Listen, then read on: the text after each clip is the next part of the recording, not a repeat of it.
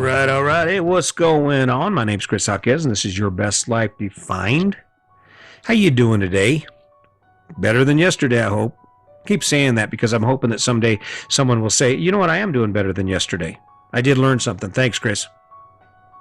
So I'm looking at this thing around us. I'm thinking about how Sandy and I played the game, this thing called life, and how we made the choices we've made and made the moves we've made to get where we are right now. And just so you know, we're debt free. We travel full time in a fifth wheel, and it's a nice RV. I'll probably flash pictures of it up someday. I don't know. I don't really like doing that, but it's because the game fits us. We've been successful at this because it fits us. And when you think about success and why it seems to be so difficult for some people to actually find that level of contentment in their life that they want, it's partly because they're not playing their game. See, you'll never be better at anything than you are at the things you love. When you're inspired by the things you do, there's just an innate ability to bring the best out in it. And even when you're struggling, like this podcast, I struggle every so often, and you see it. But I struggle, and it doesn't feel that good sometimes, but I just push through it. And you know why? Because I'm inspired by this for a number of reasons. And this is what you get for that. And you'll see it improve. Sound quality improve, the message improves. And it's partly because when you think about what you do every day, like this podcast for me, it's my game. I defined this game. I said, hey, guess what? I'm going to play a game. It's called Chris's Podcast, Your Best Life Defined. And once I defined that game, I'm the one that said, okay, these are the rules. This is what I'll do. This is how it'll go. And the best part of all is it's connected to who I am. It's connected to who I am. It's connected to my strengths. There isn't anybody listening to this podcast who knows me who doesn't understand my enjoyment in talking. And more than that, I really enjoy teaching. I really enjoy the idea or the thought of maybe having a positive impact on those around me. So it's cool. It's a perfect fit. I'm playing my game. If you're facing struggle in your life and you wake up and you're not energized, you're dragging your butt out of bed and you do that grind thing, and aside from an occasional event in your life, an unexpected thing like, hey, let's go out to eat, or somebody calls you up and says, hey, you want to go to dinner or you want to go fishing, you don't have anything going on that's related directly to you and what you love. So you're not going to be great at it. You're going to be good at it. People who are living the American dream, who are playing their game, that way you can tell is their house and everything about their life is in perfect order. Now, there are some pretenders. There are some people who are just OCD, and so they just do everything to a hilt because they don't want to see things out of place. But the true indicator of how connected a person is to the life they're living is how orderly and successful their life appears to be, or how organized it appears to be. People who love their vehicles, who love going to car shows and appreciate the shine of paint and all that, and this prestige of owning a certain type of vehicle, you'll notice something about their vehicle. It is clean.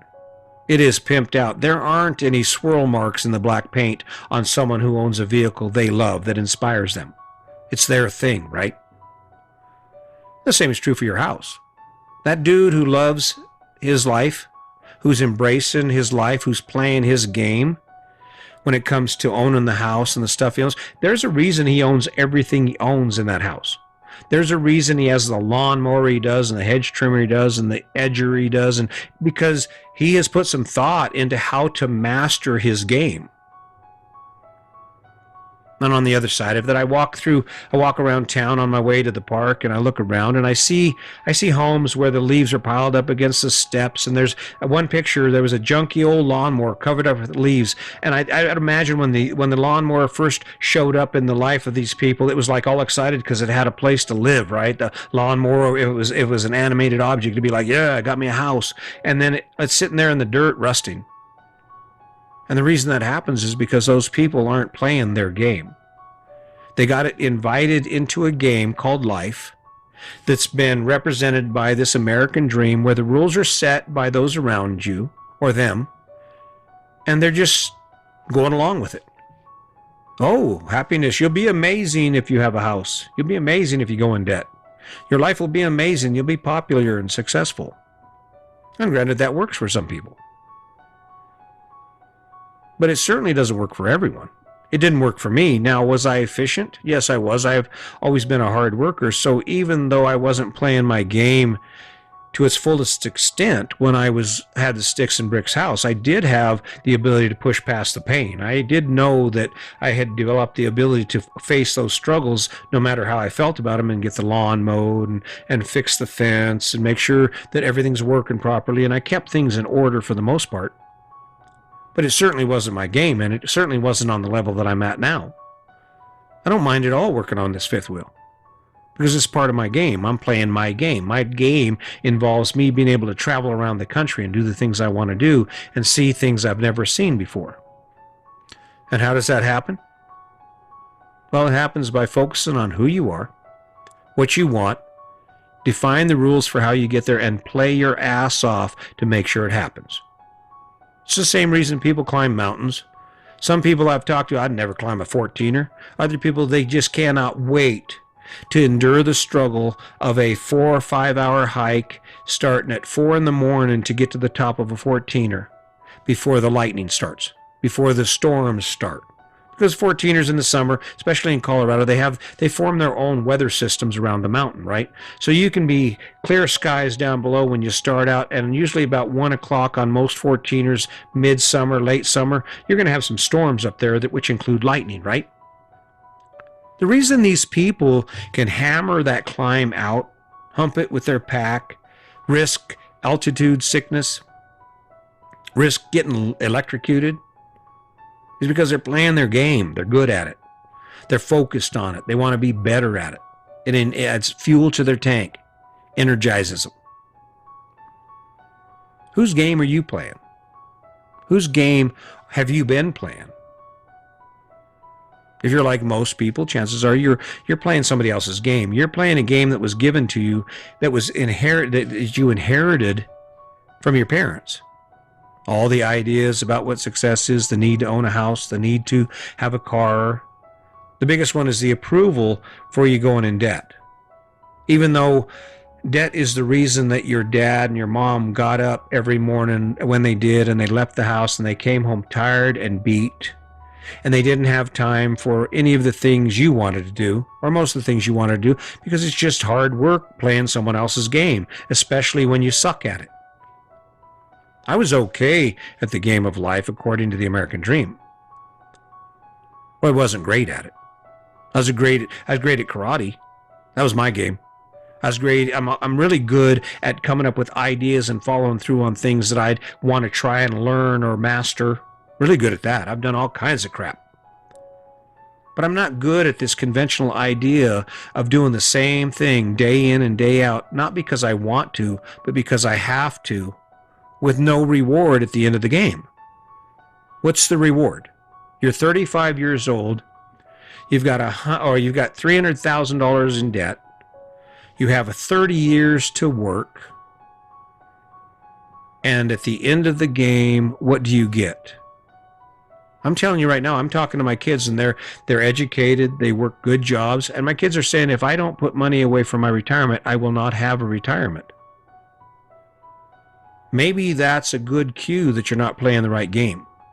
Maybe that's a cue that you need to do something that's directed towards what you can do on your strengths, so you can capitalize on the game you're playing, so you can be a winner at the game you play. If you're waking up every day energized, waking up every day excited, do it. Keep doing it. But think about it. Let's go ahead and get a little personal here. Think about how it felt to wake up this morning. Think about how it felt to get out of bed, and what your mindset was as you ground through those steps that you have to take to get to work this morning, to do the things you have to do. Energized? Smiling? Going, yeah, it's cool? Probably not. Probably not. You're probably drug your butt out of bed. You may have drank too much the night before. Maybe last night was the night you were going to quit drinking until you didn't. You rush out of the house, you grab a lunch, maybe you don't, forget your coffee, whatever it is, you grind it out to work. There are moments at work that you can understand, that you can bear. There are moments at work where you're like, yeah, okay, I can do this. This is cool. You laugh a little. You've embraced the idea that you're going to be there for the next however long, 30 years, 40 years. But it's not like you're winning at it. Not like this week is going to be different than next week, because next week you're getting better at your job and you're excelling and you're moving and going places and you're going to earn more money. And every day you go home at night, you're excited and you talk to your partner about how great work was and what your plans are and where you're going. That's probably because you're not playing your game. People who are playing their game talk about it a lot. I can imagine, I used to work in the education department, and at lunch we would all get together and we'd sit around, and I think we had about probably 8 to 12 employees sit around the table at lunch, and I wore them out. I spent the whole time talking about what we were going to do when we bought our fifth wheel and the kind of fifth wheel we were talking about, and how I couldn't wait to get rid of the house, how I couldn't wait to own the fifth wheel, how I couldn't wait to retire so I could start traveling. It's exciting to play your game. It's exciting. So, this leaves us to a question. First and foremost, are you playing your game?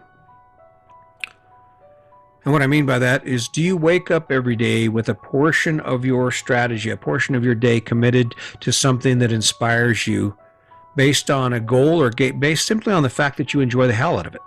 Because not everything that makes your life better involves some majestic goal like climbing Mount Everest. It can be a simple thing as enjoying walking with your partner just because of how it makes you feel, just because of the satisfaction you get from spending that quality time talking to someone you love, listening to someone you love. That's your game. Now, of course, I'm an advocate of big goals. My goal with this whole thing, with everything I do, the blanket goal in everything I do is to change the world, right?